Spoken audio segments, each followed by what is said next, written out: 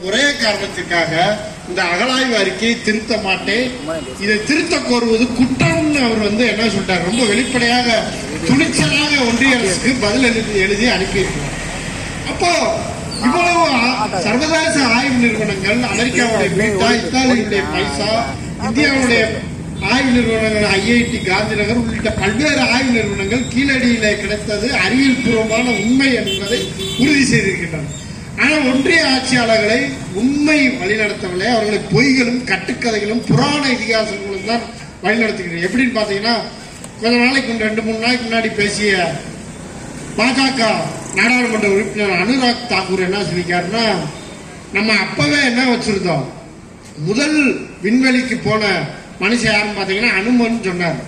ஆனால் Soviet Russia அனுப்பிய முதல் விண்கலத்திலே போய் இறங்கினவர்த இந்த யூரி புகாரின் ககரின்றவர்த முதல் விண்வெளிக்கு சென்ற முதல் மனிதர். முத பூமியை விட்டு ஒரு நம்மளால வெளியே செல்ல முடியும்னு ஒரு ராக்கெட் மூலமாக பூமியினுடைய புவியீர்ப்பு விசைக்கு எதிராக நாம் செயல்பட முடியும். இது அறிவியல் பூர்வமாக நிரூபிக்கப்பட்ட உண்மை. ஆனால் இந்த உண்மையை நாடாளுமன்ற உறுப்பினர் நம்பிக்கை என்ற பெயரிலே முன்வைக்கிறார். அது மட்டுமல்ல, சென்னை ஐஐடியினுடைய இயக்குனர் கொஞ்ச நாளைக்கு முன்னாடி என்ன சொன்னார்னா, பசுமாட்டு கோமியத்தை கொடுத்தா எந்த புற்றுநோயெல்லாம் தீரும் சொல்லி. ஆனால் உடனடியாக கால்நடை துறையில் இருக்கக்கூடிய அதிகாரிகள் என்ன சொல்லிட்டாங்கன்னா, பசு மாட்டு கோமியத்துல பல 100 வைரஸ்களும் பாக்டீரியா கிருமிகளும் இருக்கு, அதை குடிச்சா கடுமையான தொற்று நோய் வருவதற்கான வாய்ப்பு இருக்கிறது. அது மட்டும் கிடையாது, புற்றுநோய் கூட வருவதற்கு வாய்ப்பு இருக்கிறதுன்னு அறிவியல் பூர்வமாக சொன்னாங்க.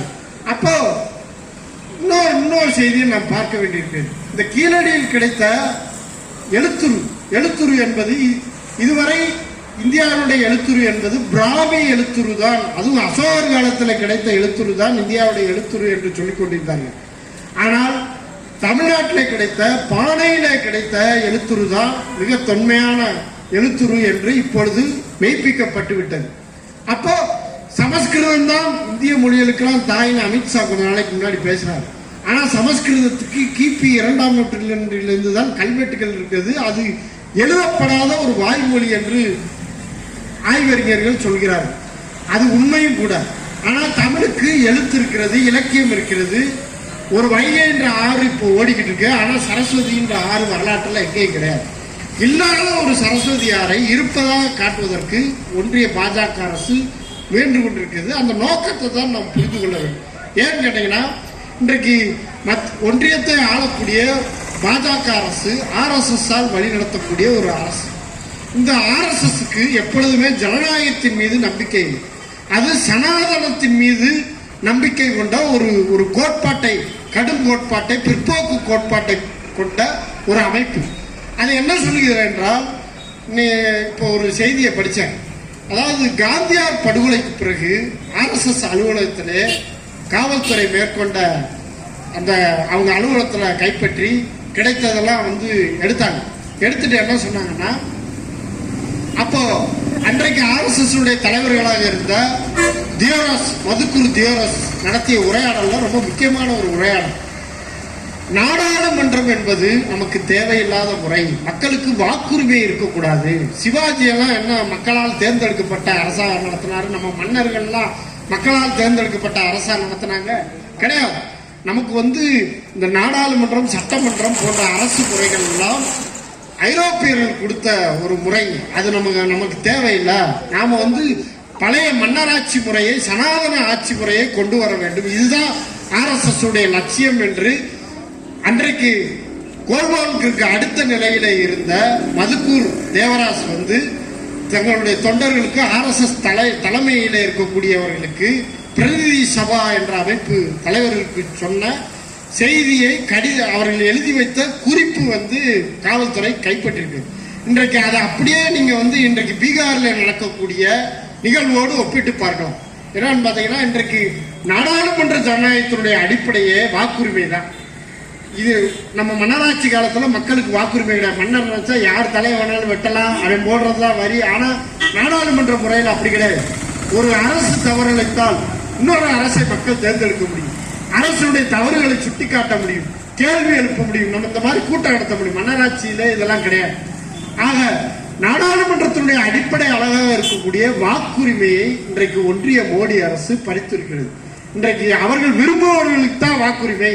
நீங்க ஆதார் வச்சிருக்கலாம், குடும்ப அட்டை வச்சிருக்கலாம், வேற ஆவணங்கள் எந்த ஆவணங்கள் வச்சிருந்தாலும் நீங்க வாக்களிக்கக்கூடிய தகுதி உடையவர்களாக அல்ல. அவங்க கேட்கிற 20 ஆவணங்களை ஒப்படைத்தால்தான் நீங்க வாக்காளர்களாக ஏற்றுக்கொள்ளப்படுவீர்கள் அப்படின்னு குடியுரிமை சட்ட திருத்தத்தை மறைமுகமாக பின்வாசல் வழியாக நடைமுறைப்படுத்தியிருக்கிறது. வாக்குகளை திருடி கிட்டத்தட்ட 80க்கும் மேற்பட்ட தொகுதிகளில் வாக்குகளை திருடி இன்றைக்கு ஒன்றிய பாஜக அரசு ஆட்சியில் அமர்ந்திருக்கிறது. தேர்தல் ஆணையம் என்ற தன்னாட்சி அமைப்பு முறையை குலைத்துவிட்டு RSS இன்னொரு கிளை அமைப்பாக இன்றைக்கு தேர்தல் ஆணையத்தை மாற்றிருக்கிறது. இந்த நாட்டிலே மாநிலங்கள் நாடாளுமன்றம் என்ற சட்ட முறைமைகளை ஒழித்து கட்டிவிட்டு ஒரு சர்வாதிகார அரசை, எப்படி முசோலினி ஹிட்லர் போன்றவர்கள் சர்வாதிகாரிகளாக இருந்து கொண்டு நாட்டை அங்கே ஜெர்மனியும் இத்தாலியையும் அடக்கி ஒடுக்கினார்களோ அதே போல ஒரு சர்வாதிகாரத்தை நிறுவுவதுதான் RSS திட்டம். அதற்காகத்தான் அரசியல் சட்டம், நாடாளுமன்றம், தேர்தல் ஆணையம் உள்ளிட்ட நீதிமன்றம் உள்ளிட்ட எல்லா தன்னாட்சி அமைப்புகளையும் அவர்கள் அழித்துக் கொண்டிருக்கிறார்கள். இந்த அழிப்பதற்கான ஒரு கருத்தியல், ஒரு கோட்பாட்டு தத்துவம் தான் என்னன்னு கேட்டீங்கன்னா சனாதனம்.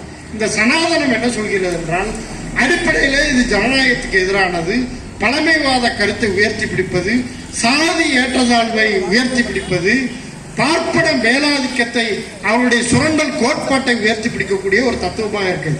அதை நிறுவுவதற்கு அவர்களுக்கு ஒரு வரலாறு தேவைப்படுது.